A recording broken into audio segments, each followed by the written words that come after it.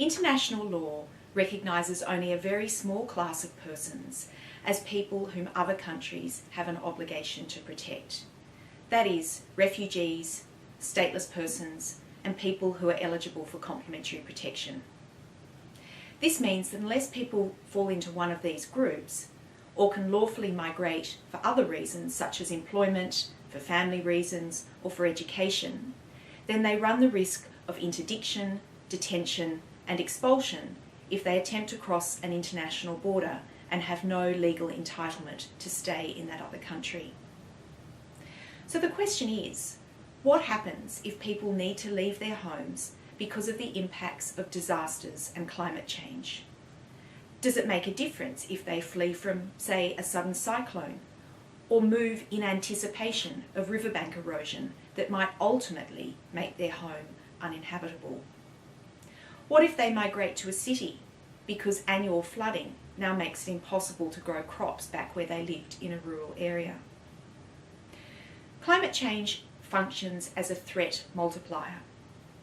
What that means is that disasters effectively become disasters on steroids, more frequent and more intense.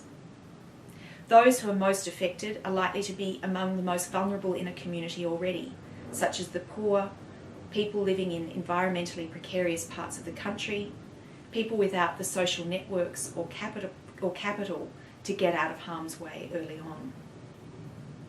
Climate change, though, is also a process. So for slow onset impacts, such as sea level rise or desertification, there won't necessarily be a sudden event that triggers flight, but rather a gradual deterioration of living conditions over time that may ultimately render areas uninhabitable. But it's also important to recognise that rapid onset events are linked to slower onset climate change processes, such as sea level rise.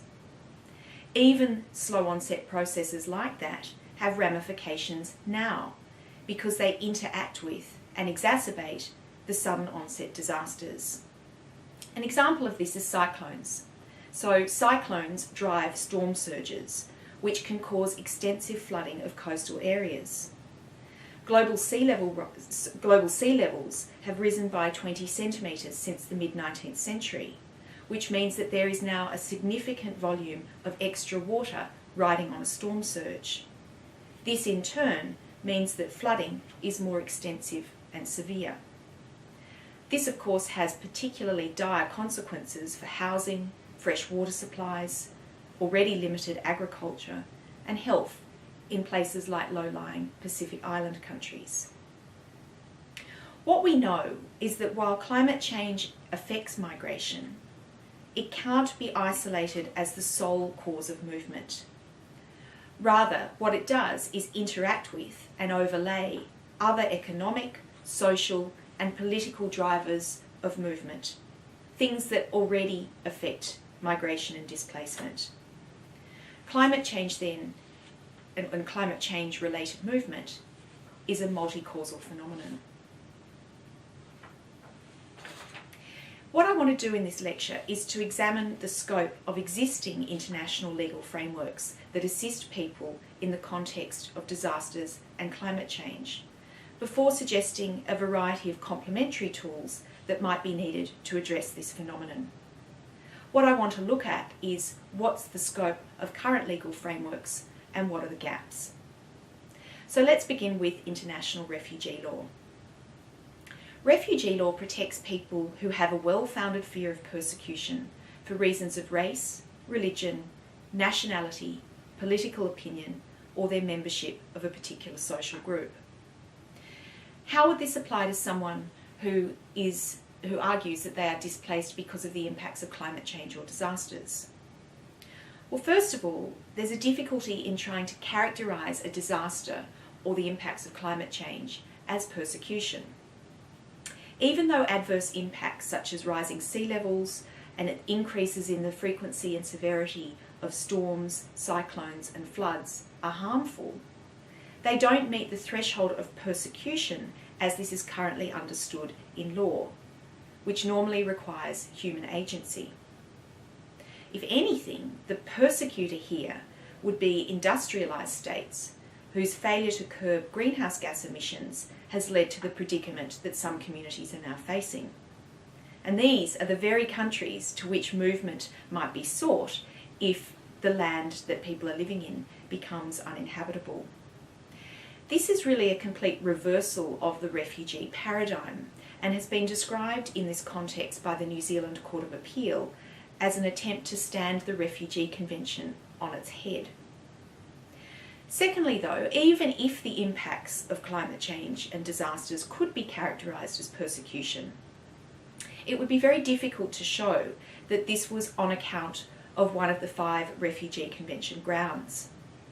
This is because the impacts of climate change and disasters are largely indiscriminate, rather than tied to particular characteristics, such as a person's background or beliefs. And of course, refugee law only assists people who've already crossed an international border, not people who might be contemplating a move in anticipation of future impacts. Between 2000 and 2015, there were over 20 cases in Australia and New Zealand where people from Pacific Island countries like Tuvalu and Kiribati argued that they should be able to receive protection as refugees because of the impacts of climate change. All of the cases to date, though, have failed. The decision makers explained that the applicants weren't, and I quote, differentially at risk of harm amounting to persecution due to any one of the 5 convention grounds. Decision makers said all citizens face the same environmental problems and economic difficulties and were unfortunate victims of the forces of nature. In the cases that the New Zealand Tribunal has considered so far, there has been evidence that the country of origin, and in those cases that was Kiribati and Tuvalu, was doing everything it could to try and mitigate against the impacts of climate change and disasters. But what the tribunal noted was that if government protection were lacking, and of course if other elements of the refugee definition were satisfied, then protection could potentially be forthcoming.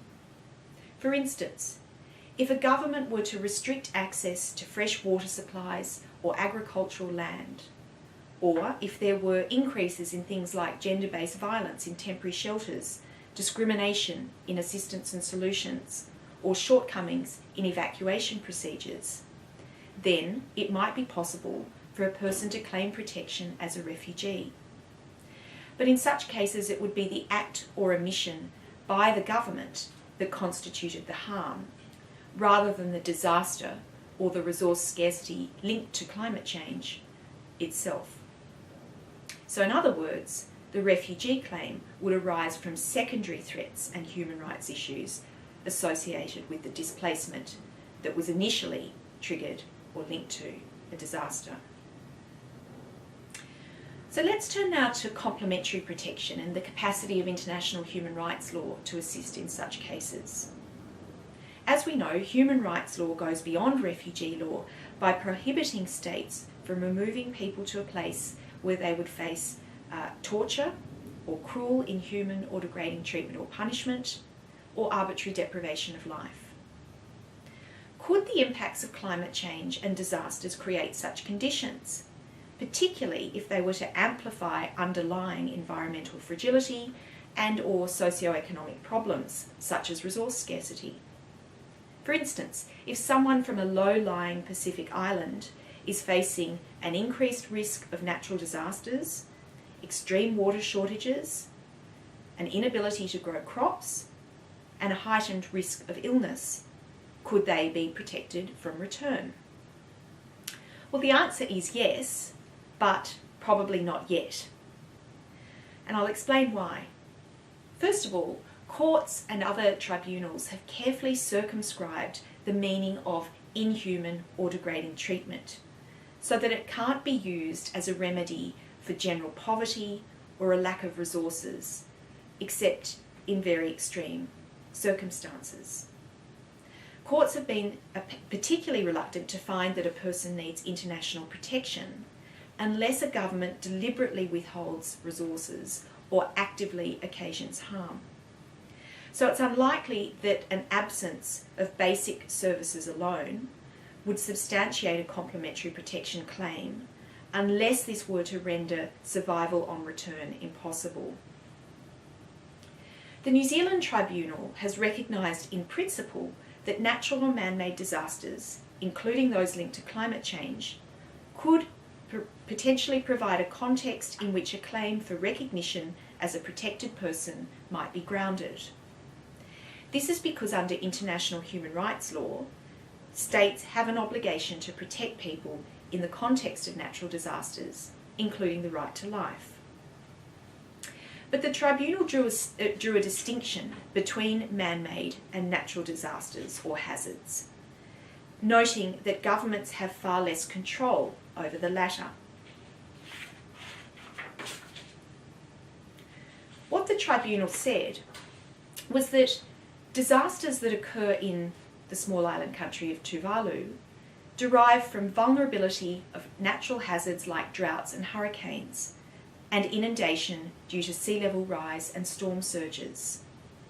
The content of Tuvalu's positive obligations to take steps to protect the life of persons within its jurisdiction from such hazards must necessarily be shaped by this reality. Accordingly, a state would be faced with an impossible burden were it required as a matter of law to mitigate the underlying environmental drivers of these hazards. The second point to note is that the timing of a claim seems to matter. It would seem that for protection to be forthcoming, the harm feared needs to be relatively imminent. For example, in another case involving a man from Kiribati, the decision maker held that there was no evidence to establish that the environmental conditions faced by the man on his return to Kiribati would be, and I quote, so parlous that his life would be placed in jeopardy, or that he and his family would not be able to resume their prior subsistence life with dignity. It was emphasised that the man was unable to show that there was a sufficient risk to his life at the present time. It was said that the risk to life from sea level rise and natural disasters at this point in time fell, and I quote, well short of the threshold required to establish substantial grounds for believing that they would be in danger of arbitrary deprivation of life.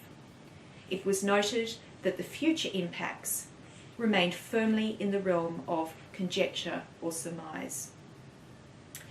The New Zealand Tribunal has, though, been at pains to emphasise that it is really important to examine the individual circumstances of each case, rather than making general assumptions about the applicability or otherwise of international human rights treaties or the Refugee Convention when it comes to protection claims.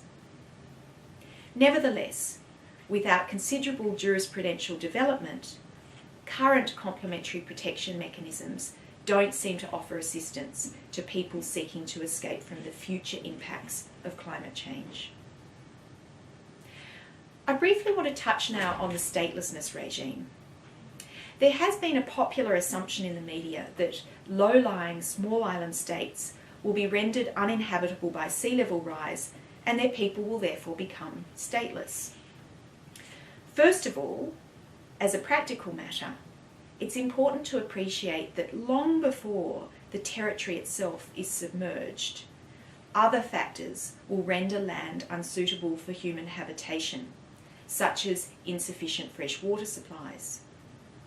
This means that people are going to have to move well before the land is inundated.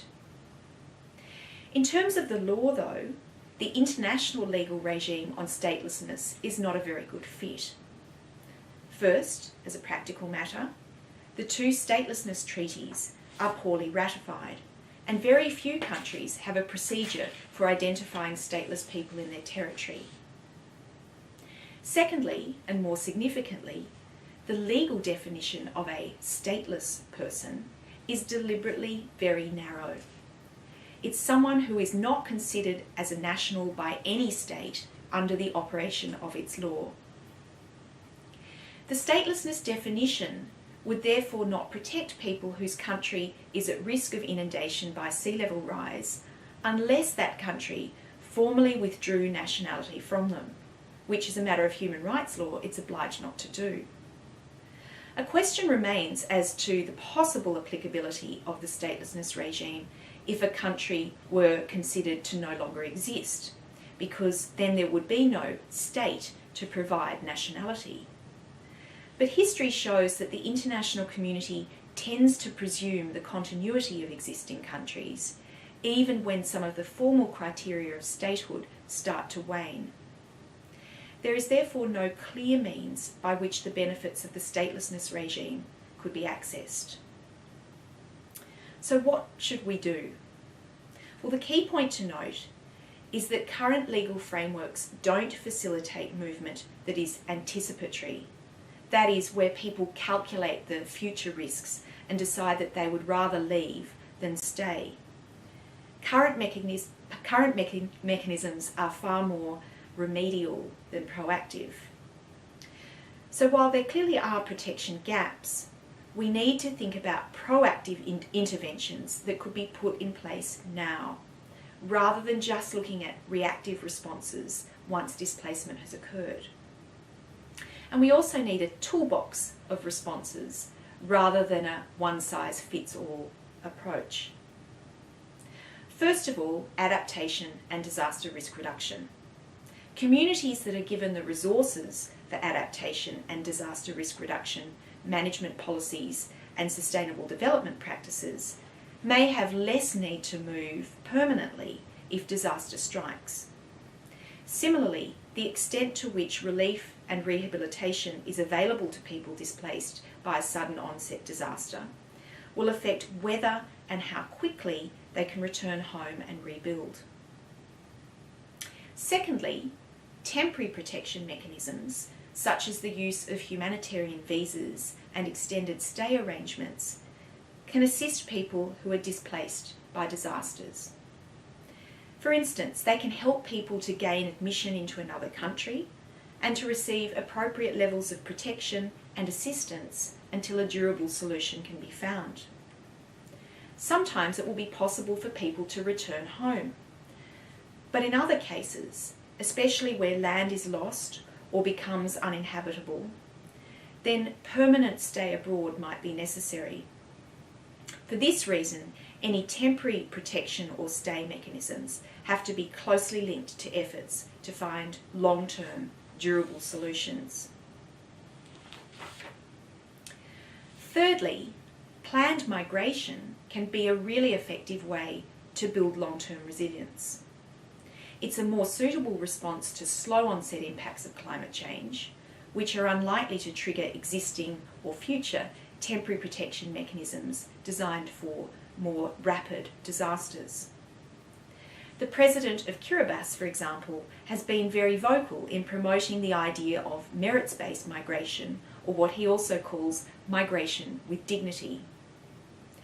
Overseas employment can provide a livelihood diversification strategy as well as a way of managing future risk. It can also relieve resource pressure on the islands that currently exist through overpopulation, lack of employment opportunities and so on. But the other aspect is that remittances from migrants who work abroad can be sent home and in turn help to sustain populations who remain there. Of course, the extent to which migration can function as a positive form of adaptation rather than as a sign of vulnerability will depend on people's socioeconomic status and the extent of government and other assistance that's available to them. This is why the legal structures that states put in place will play a key role in determining whether migration can be a form of adaptation, or rather whether it becomes a sign that people can't adapt. Well-planned migration can also reduce the likelihood of later humanitarian emergencies and displacement. Finally, planned relocation is another strategy that can be used as a preemptive measure to try and move people out of danger zones before disaster strikes. It can also be used in the aftermath of disasters if people can't be returned home. Now, we know that in the vast majority of cases, planned relocations will take place within a country's borders rather than across an international border, much like most of the displacement I've been discussing already. Broadly speaking, a planned relocation refers to a process involving the state in moving and resettling people in a new location and supporting them to rebuild their lives and livelihoods. It often refers to group movement, although it doesn't have to. In all cases, relocations should only occur with the consent and participation of affected communities, both the group that's moving as well as the community into which they're moving. We certainly know of many past examples of relocation and resettlement that have led to further impoverishment and vulnerability. Within the Pacific region, there are 3 examples of large-scale international community relocation, each of which reveals poignant lessons about the long-term ramifications of such movement, especially if it doesn't happen with full community consent. In those cases, safeguarding community identity, things like access to dual citizenship and rights over land, are very, very important in this context. So, legal and policy responses must involve a combination of strategies, a protection toolbox if you like, rather than an either-or approach. On the one hand, migration opportunities should be explored for preemptive movement. But on the other hand, this should not rule out a parallel humanitarian response for rapid onset disasters or for people facing slow onset changes who are unable or unwilling to migrate. A range of options should be explored, attuned to the particular needs and experiences of the particular region concerned. This will all be reflected in a very important document to be released in October 2015 by the Nansen Initiative on Disaster-Induced Cross-Border Displacement. The Nansen Initiative is a state-led, bottom-up consultative process intended to build consensus on the development of a protection agenda addressing the needs of people displaced across international borders in the context of natural disasters, including the effects of climate change. Over the past three years, the Nansen Initiative has had a series of sub-regional consultations through which it has developed a nuanced understanding about the challenges of disasters and climate change in different parts of the world, identifying needs, but also best practice. The Nansen Initiative has focused on the various phases of displacement as well: preparedness prior to displacement, protection and assistance during displacement, and solutions following displacement.